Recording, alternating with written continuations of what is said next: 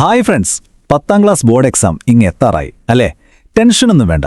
നമുക്ക് സയൻസിലെ വളരെ പ്രധാനപ്പെട്ട ഒരു ചാപ്റ്റർ നിയന്ത്രണവും ഏകോപനവും വെറും 5 മിനിറ്റിലൊന്ന് പൊടി തട്ടിയെടുക്കാം. നിങ്ങളുടെ ലാസ്റ്റ് മിനിറ്റ് റിവിഷന് ഇതെന്തായാലും ഉപകാരപ്പെടും. അപ്പോൾ നമുക്ക് തുടങ്ങിയാലോ? നമുക്ക് സിമ്പിളായ ഒരു ചോദ്യത്തിൽ നിന്ന് തുടങ്ങാം. ക്ലാസ്സിൽ ഫ്രണ്ടിനോട് സംസാരിക്കുമ്പോൾ നമ്മളെന്തിനാ ഒച്ചയുണ്ടാക്കാതെ പതിയെ സംസാരിക്കുന്നത്? കാരണം വളരെ ലളിതമാണ് അല്ലേ? നമ്മുടെ ഓരോ ആക്ഷനും ആ സാഹചര്യത്തിനനുസരിച്ച് വളരെ കൺട്രോൾഡ് ആയിരിക്കും. ഈ കൺട്രോളും കോർഡിനേഷനുമാണ് ഈ ചാപ്റ്ററിന്റെ മെയിൻ ഐഡിയ. ഓക്കെ, അപ്പോൾ ഈ ചാപ്റ്റർ സിമ്പിളായിട്ട് ഓർക്കാൻ നമ്മൾ ഇതിനൊരു 5 പാർട്ടായിട്ട് തിരിക്കുകയാണ്. ആദ്യം എന്തിനാണ് ഈ കൺട്രോൾ എന്ന് നോക്കും. പിന്നെ നമ്മുടെ ബോഡിയിലെ സൂപ്പർ ഫാസ്റ്റ് ഇന്റർനെറ്റ്, അതായത് നെർവസ് സിസ്റ്റം.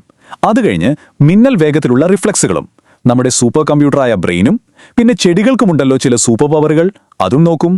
ലാസ്റ്റ് നമ്മുടെ കെമിക്കൽ മെസ്സഞ്ചേഴ്സായ ഹോർമോൺസിനെ കുറിച്ചും പഠിക്കും. റെഡിയല്ലേ? അപ്പോൾ പാർട്ട് 1, എന്തിനാണ് ഈ നിയന്ത്രണം? ഒന്ന് ആലോചിച്ച് നോക്കൂ. ഒരു പൂച്ച എലിയെ ഓടിക്കുന്നത്, അല്ലെങ്കിൽ ഒരു ചെടി സൂര്യപ്രകാശമുള്ള ഭാഗത്തേക്ക് വളയുന്നത്.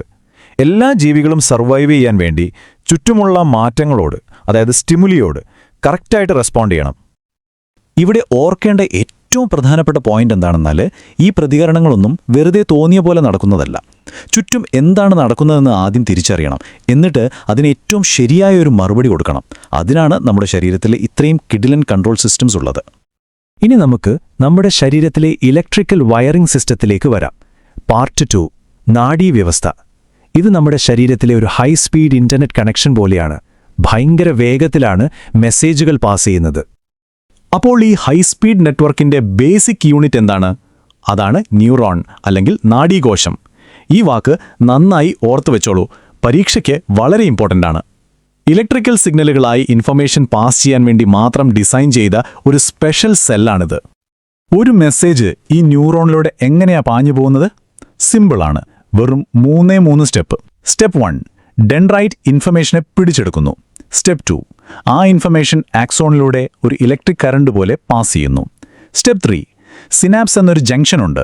അവിടെ വെച്ച് ഈ ഇലക്ട്രിക് സിഗ്നൽ ഒരു കെമിക്കൽ സിഗ്നലായിട്ട് മാറി അടുത്ത ന്യൂറോണിലേക്ക് ചാടും. ഈസി അല്ലേ?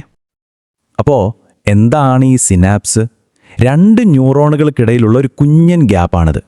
ഒരു ന്യൂറോണിൽ നിന്ന് അടുത്ത ന്യൂറോണിലേക്കോ അല്ലെങ്കിൽ ഒരു മസിലിലേക്കോ സിഗ്നൽ പാസ് ചെയ്യാൻ വേണ്ടി ഇവിടെ ചില കെമിക്കൽസ് റിലീസ് ചെയ്യും. നമ്മുടെ നെർവസ് സിസ്റ്റത്തിലെ ഒരു നിർണായക ട്രാഫിക് ജംഗ്ഷൻ പോലെയാണിത്. ഓക്കെ, ഇനി നമ്മൾ നെർവസ് സിസ്റ്റത്തിന്റെ 2 സൂപ്പർ പവറുകളെക്കുറിച്ചാണ് പഠിക്കാൻ പോകുന്നത്. ഭാഗം 3, റിഫ്ലക്സുകളും തലച്ചോറും. അതായത് നമ്മുടെ ബോഡിയുടെ ഷോർട്ട്കട്ടുകളും സെൻട്രൽ കമാൻഡും. ഓട്ടോമാറ്റിക്കായിട്ടുള്ള റെസ്പോൺസും നമ്മൾ ആലോചിച്ച് ചെയ്യുന്ന കാര്യങ്ങളും തമ്മിലുള്ള വ്യത്യാസം എന്താണെന്ന് നോക്കാം. ഒന്ന് ആലോചിച്ച് നോക്കിയേ.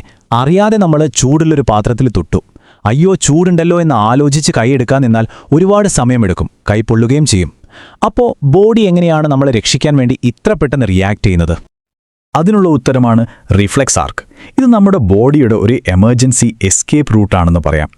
ഇവിടെ മെസ്സേജ് ബ്രെയിനിലേക്ക് പോയി സമയം കളയില്ല. പകരം സ്പൈനൽ കോഡിൽ വെച്ച് തന്നെ സെൻസറി നെർവ്സിൽ നിന്ന് മോട്ടോർ നെർവ്സിലേക്ക് ഒരു ഷോർട്ട് കട്ട് എടുക്കും. അതുകൊണ്ടാണ് നമുക്ക് അത്രയും വേഗത്തിൽ റിയാക്ട് ചെയ്യാൻ പറ്റുന്നത്. പരീക്ഷയ്ക്ക് എപ്പോഴും ചോദിക്കുന്ന ഒരു ഭാഗമാണിത്. ശരിക്കും ശ്രദ്ധിച്ചോളൂ. ഈ സ്ലൈഡിൽ കാണുന്ന പോലെ ഈ 2 ആക്ഷൻസും തമ്മിൽ നല്ല വ്യത്യാസമുണ്ട്. റിഫ്ലെക്സ് ആക്ഷൻ എന്ന് പറഞ്ഞാൽ അത് ഓട്ടോമാറ്റിക്കാണ്, മിന്നൽ വേഗത്തിലാണ്, കൺട്രോൾ ചെയ്യുന്നത് സ്പൈനൽ കോഡാണ്, നമ്മളെ പ്രൊട്ടക്റ്റ് ചെയ്യുകയാണ് അതിൻ്റെ ലക്ഷ്യം. എന്നാൽ വോളണ്ടറി ആക്ഷൻ, അതായത് ഐച്ഛിക പ്രവർത്തനം, നമ്മൾ ആലോചിച്ച് ബ്രെയിൻ യൂസ് ചെയ്ത് കുറച്ചുകൂടി സാവധാനത്തിൽ ചെയ്യുന്ന കാര്യങ്ങളാണ്. തീർച്ചയായും നമ്മുടെ ബോഡിയിലെ മെയിൻ കൺട്രോൾ സെന്റർ ബ്രെയിൻ തന്നെയാണ്. അതിൻ്റെ പ്രധാന ഭാഗങ്ങൾ നോക്കാം. ഫോർ ബ്രെയിൻ ആണ് നമ്മുടെ ചിന്താകേന്ദ്രം, അതായത് സെൻസസ്, മെമ്മറി, വിശപ്പൊക്കെ കൺട്രോൾ ചെയ്യുന്നത്. മിഡ് ബ്രെയിനും ഹിൻഡ് ബ്രെയിനും ഹാർട്ട് ബീറ്റ്, ബ്രീത്തിങ് പോലെ നമ്മൾ അറിയാതെ നടക്കുന്ന കാര്യങ്ങൾ കൺട്രോൾ ചെയ്യുന്നു. ഹിൻഡ് ബ്രെയിനിൻ്റെ ഭാഗമായ സെറിബെല്ലമാണ് ബോഡി ബാലൻസ് ചെയ്യാനും സൈക്കിൾ ഓടിക്കുന്ന പോലുള്ള കാര്യങ്ങൾ കൃത്യമായി ചെയ്യാനും സഹായിക്കുന്നത്. ഇനി നമുക്ക് ആനിമൽസിൽ നിന്ന് പ്ലാന്റ്സിലേക്ക് വരാം. പാർട്ട് 4, സസ്യങ്ങൾ എങ്ങനെ പ്രതികരിക്കുന്നു? ഒന്നാലോചിച്ചു നോക്കൂ. നെർവ്സോ മസിൽസോ ഇല്ലാതെ ചെടികൾ എങ്ങനെയാണ് ഇതൊക്കെ കോർഡിനേറ്റ് ചെയ്യുന്നത്? ഇതൊരു ഇൻട്രസ്റ്റിംഗ് ചോദ്യം തന്നെയല്ലേ? സസ്യങ്ങൾക്ക് പ്രധാനമായും 2 ടൈപ്പ് ചലനങ്ങളുണ്ട്. ഒന്ന്, വളർച്ചയെ ആശ്രയിക്കാത്തത്. ബെസ്റ്റ് എക്സാമ്പിൾ നമ്മുടെ തൊട്ടാവാടി തന്നെ. നമ്മൾ തൊടുമ്പോൾ അതിൻ്റെ സെൽസിലെ വെള്ളത്തിൻ്റെ അളവ് മാറുന്നതുകൊണ്ടാണ് ഇലകൾ വാടുന്നത്. രണ്ടാമത്തേത് വളർച്ചയെ ആശ്രയിച്ചുള്ളതാണ്. അതിനെ ട്രോപ്പിസം എന്ന് പറയും. ലൈറ്റ്, ഗ്രാവിറ്റി പോലുള്ള കാര്യങ്ങളിലേക്ക് പതുക്കെ ഡയറക്ഷൻ വെച്ച് മൂവ് ചെയ്യുന്ന ചലനമാണിത്. ഈ ചലനങ്ങളെയൊക്കെ കൺട്രോൾ ചെയ്യുന്നത് പ്ലാൻ ഹോർമോൺസ് ആണ്. ഈ ടേബിൾ റിവിഷന് വളരെ എളുപ്പമാണ്. ആദ്യത്തെ 3 എണ്ണം, അതായത് ഓക്സിൻ, ഗിബ്ബറലിൻ, സൈറ്റോകൈനിൻ, വളർച്ചയെ പ്രൊമോട്ട് ചെയ്യുന്നവരാണ്. എന്നാൽ അവസാനത്തെയാൾ അബ്സിസിക് ആസിഡ് ഒരു ഗ്രോത്ത് ഇൻഹിബിറ്ററാണ്, അതായത് വളർച്ചയെ തടയുന്ന ഹോർമോൺ. ശരി, ഇനി നമുക്ക് ലാസ്റ്റ് പാർട്ടിലേക്ക് കടക്കാം. ഭാഗം 5, കെമിക്കൽ മെസ്സഞ്ചർ സിസ്റ്റം, അതായത് ജന്തുക്കളിലെ ഹോർമോണുകൾ. ഇത് നമ്മുടെ ശരീരത്തിലെ രണ്ടാമത്തെ പ്രധാന കൺട്രോൾ സിസ്റ്റമാണ്. നമ്മുടെ കയ്യിൽ ഇത്രയും ഫാസ്റ്റായ ഒരു നെർവസ് സിസ്റ്റം ഉണ്ടായിട്ടും പിന്നെ എന്തിനാണ് ഈ കെമിക്കൽ സിസ്റ്റം? അതിൻ്റെ ഉത്തരം ഈ സ്ലൈഡിലുണ്ട്. ഒരു കെമിക്കൽ സിഗ്നൽ ബ്ലഡിൽ കലർന്നാൽ അത് ബോഡിയിലെ എല്ലാ സെൽസിലും ഒരേ സമയം എത്തും. നെർവസ് സിസ്റ്റത്തിന് ഇത് പറ്റില്ല, കാരണം അത് ഓരോ സ്ഥലത്തേക്കും പ്രത്യേകം മെസ്സേജ് അയക്കുകയാണ് ചെയ്യുന്നത്. ഇതിന്റെ ഏറ്റവും നല്ലൊരു ഉദാഹരണമാണ് ഫൈറ്റ് ഓർ ഫ്ലൈറ്റ് റെസ്പോൺസ്. പെട്ടെന്നൊരു പട്ടി ഓടിക്കാൻ വന്നാൽ എന്ത് സംഭവിക്കും? ആ നിമിഷം നമ്മുടെ ബോഡിയിൽ അഡ്രിനാലിൻ എന്ന ഹോർമോൺ പമ്പ് ചെയ്യപ്പെടും. ഇത് ഹാർട്ട് ബീറ്റ് കൂട്ടുന്നു, മസിൽസിലേക്ക് കൂടുതൽ ഓക്സിജൻ എത്തിക്കുന്നു, ബ്രീതിംഗ് സ്പീഡാക്കുന്നു. ചുരുക്കി പറഞ്ഞാൽ ഒന്നുകിൽ ഓടി രക്ഷപ്പെടാനോ അല്ലെങ്കിൽ ഫൈറ്റ് ചെയ്യാനോ നമ്മളെ റെഡിയാക്കുന്നു. അഡ്രിനാലിൻ മാത്രമല്ല, വേറെയും പ്രധാനപ്പെട്ട ഹോർമോണുകളുണ്ട്. ഈ ടേബിൾ ഒന്ന് ശ്രദ്ധിക്കൂ.